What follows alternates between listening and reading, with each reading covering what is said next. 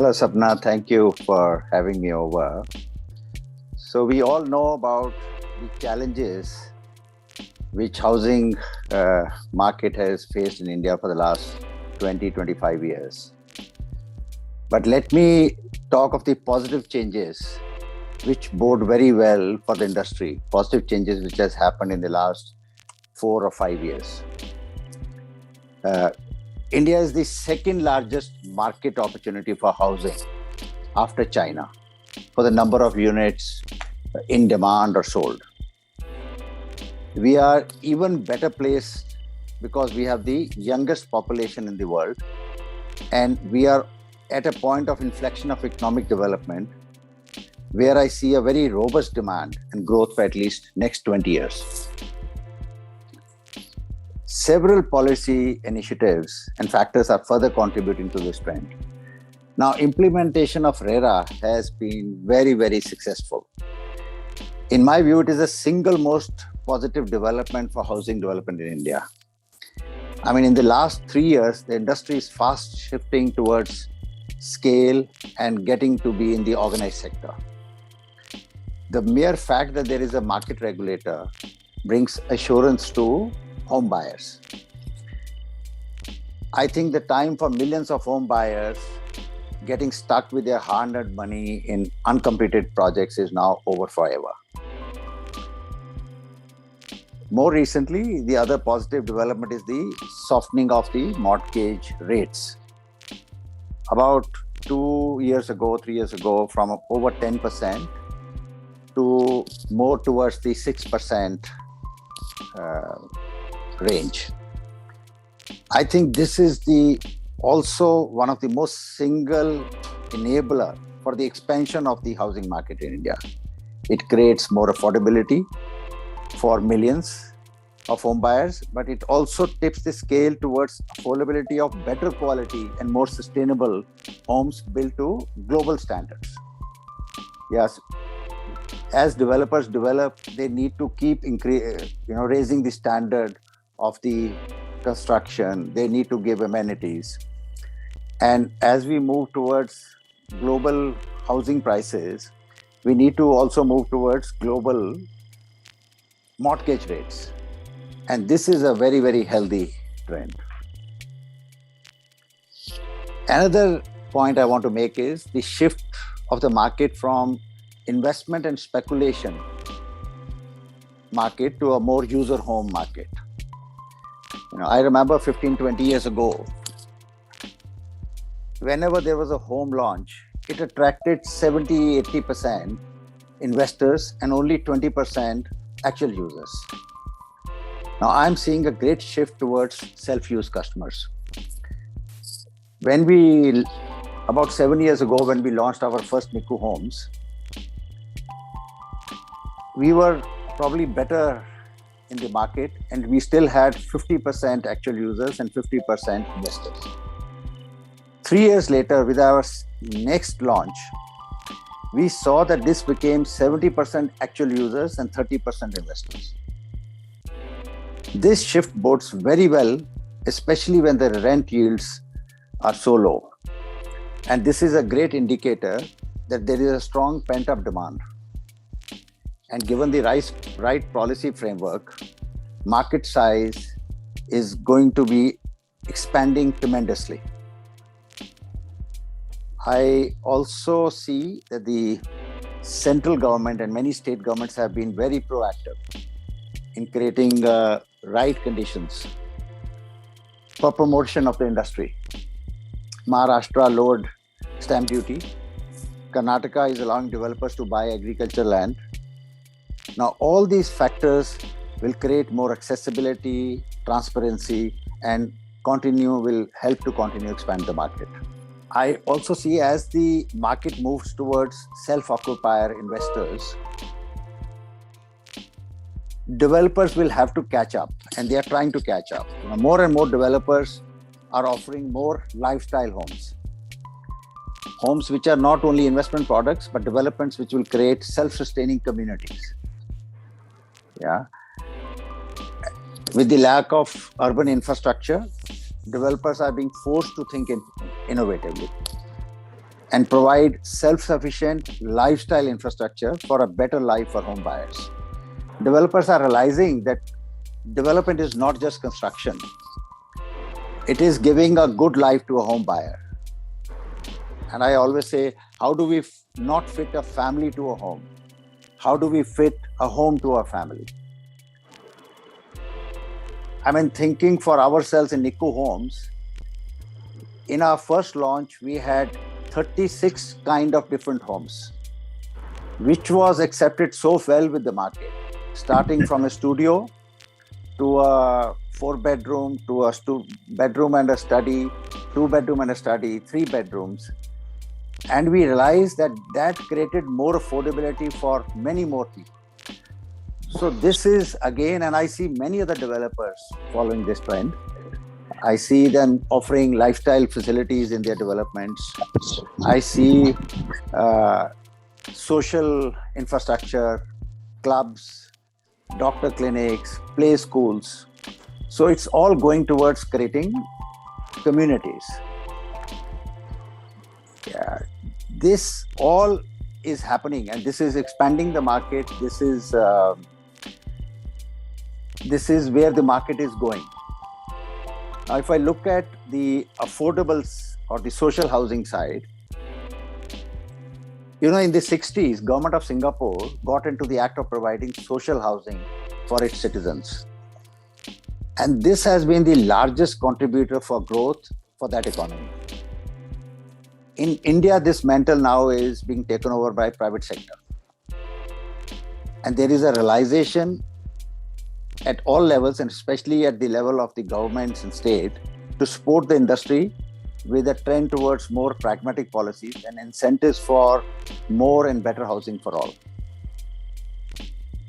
While some cities like Delhi came up with large social housing developments in the 70s and 80s, there is now a huge opportunity for good quality social housing in private-public partnership.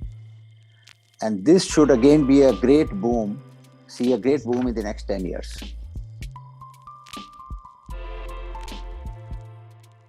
The policy framework of the central government for interest subsidy and incentives for affordable housing, I'm sure will bring in millions of people into the housing market. Now, and private sector has started participating in a very big way. So people from all sectors of the economy have an opportunity to buy a home, and people at various kinds of developments at various levels again are contributing, and the market is expanding from various sizes, at various levels. Then of course, as the income levels keep going up, home buyers keep trading up, and this creates additional demands at various levels of the market. So as the market matures, so what I see is a very robust market, at least for the next 20 years. And finally, I see that I'm seeing more and more capitalized large housing finance companies who are now getting stabilized, and banks and access to global capital, which will fund both developments and home buyers. We realize that the development margin in India may be 3 times of those of the developed countries. Now, this should attract long-term global capital into the housing market in India, and development of this ecosystem will be crucial for the expansion of both demand and supply.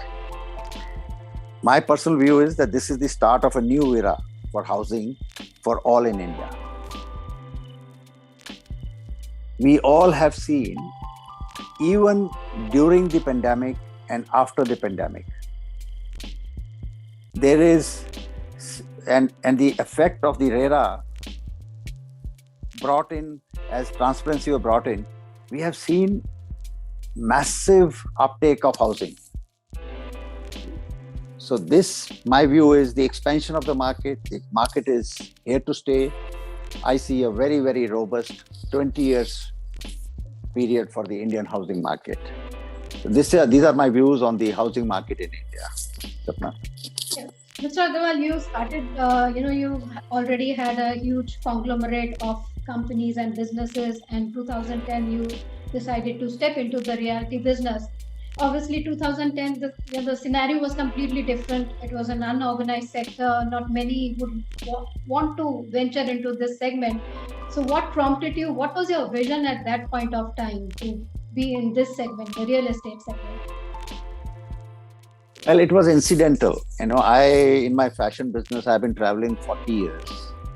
One of my inspiration was, I used to think when I was almost a kid traveling, that we lack social and urban infrastructure in India. If I need to cycle or walk, which are democratic rights for everybody everywhere in the world, I actually need to go out of India. When I'm in New York, when I'm in Germany, I can walk. But where do I walk in my country? Where do I cycle in my country? So these were my thinking when I said, let's launch a new city. A city where the starting point for my mandate to master planners was that we should be able to walk and cycle, and then everything else will happen. So if you visit Bhartiya city, we made this reality. You can walk and cycle with pride and dignity. Okay, that's great. I think you hit the nail on the head that we want to make our cities pedestrian friendly, people friendly, citizen friendly, accessible to all. So this is where the developers can contribute a lot. You also talked about Niku homes, which are designed for the new generation of home buyers. And you also mentioned rather than fitting a family in a home, fit a home to a family. So how to see the millennials, the change in the home buyers? We know the age of home buyers is going down, and it's getting younger. How the millennials are changing, the entire landscape of real estate, especially housing market, and how developers are responding.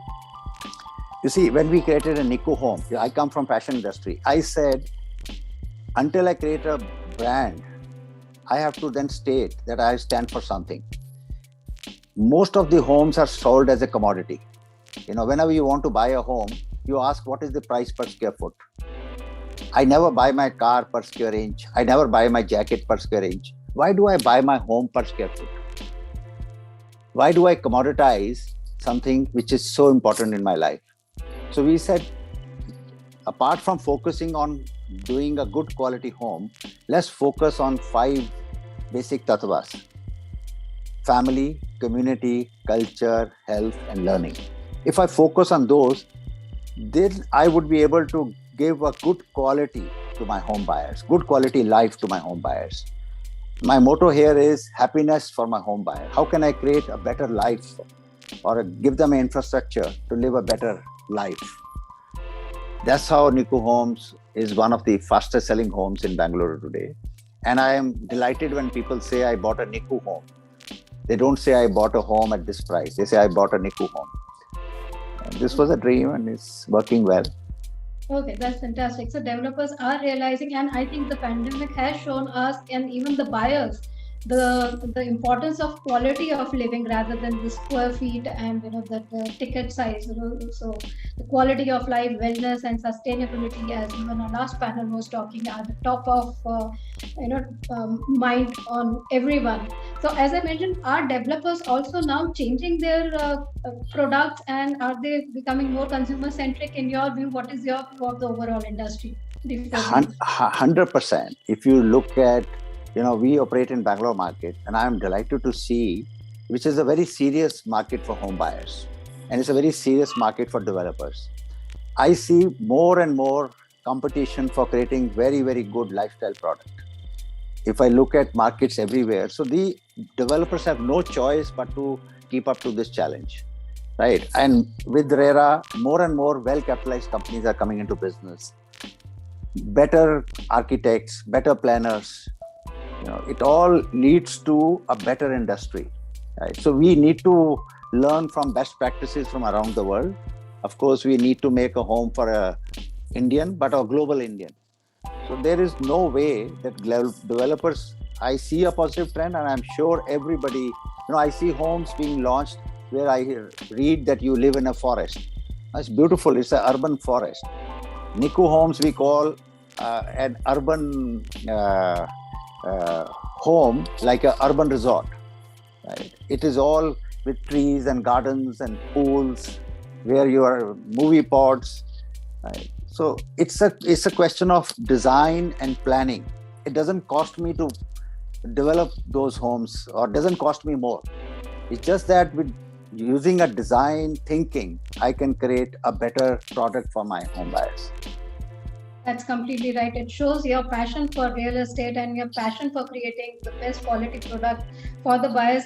Thank you so much, Mr. Snedeep Agarwal, for being here with us, sharing your views and opinions. And in fact, after this, we have some more developers joining us, so we will, ask them also how they are changing their strategies with the new era and the new times and for the post-pandemic world. So thank you so much, Mr. Agarwal, for sharing your views with us and your opinions. Thank you so much. Thank you, Sapna. Thank you very much, Bhavin.